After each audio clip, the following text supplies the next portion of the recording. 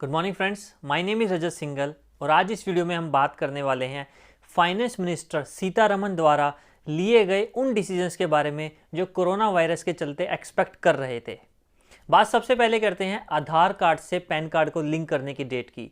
हालांकि ये date other reason से काफ़ी बार एक्सटेंड हो चुकी थी, बट एक बार फिर कोरोना वायरस के चलते इस डेट को एक्सटेंड कर दिया है। 31 मार्च की जगह अब पैन कार्ड को आधार कार्ड से लिंक करने की लास्ट डेट है 30 जून 2020।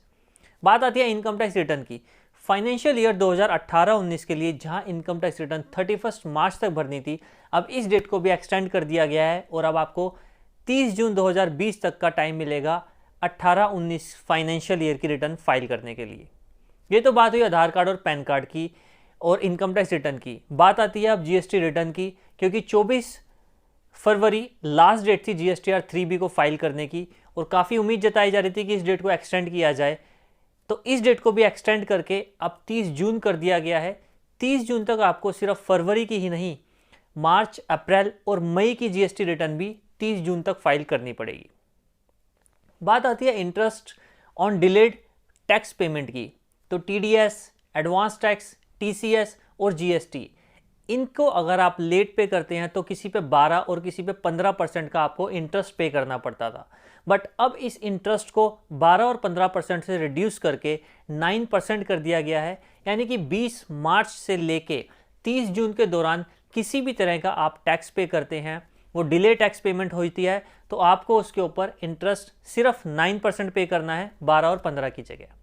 इसके बाद बात आती है सेक्शन 80C में करने वाली इन्वेस्टमेंट की। 31 मार्च को फाइनेंशियल ईयर क्लोज हो रहा था, जिसके अंदर सिर्फ 7 दिन ही बच गए थे। इसके दौरान काफ़ी लोगों ने उम्मीद थी कि अब वो इनकम टैक्स के लिए 80C के अंदर इन्वेस्टमेंट करेंगे, बट क्वारंटाइन के चलते हुए उन्हें घर से बाहर निकलने की इजाज़त नहीं थी, जिसके चलते वो इन्वेस्टमेंट नहीं कर पाए। अब इसकी चिंता करने की जरूरत नहीं है, क्योंकि 31 मार्च की डेट को बढ़ाकर 30 जून कर दिया गया है। यानी कि अब आपके पास में 3 मंथ्स का एक्स्ट्रा टाइम है अपने टैक्स सेविंग इन्वेस्टमेंट को करने के लिए। चलिए बात करते हैं कुछ बैंक चार्जेस के बारे में, जिनको भी कोरोना वायरस के चलते रिड्यूस किया गया है। अगर आप एटीएम से पैसे निकालने वाले हैं और कोई और बैंक का एटीएम यूज़ करते हैं, फॉर एग्जांपल आपके पास में आईसीआईसीआई बैंक का डेबिट कार्ड है और आप एसबीआई के एटीएम से पैसे विड्रॉ करते हैं, तो जहां पहले आपको एक्स्ट्रा चार्जेस देने पड़ते थे, अब इन चार्जेस को कंप्लीटली वेव ऑफ कर दिया है। यानी कि 30 जून तक आप किसी भी बैंक का एटीएम यूज़ कीजिए, आपको कोई चार्जेस नहीं देना पड़ेगा।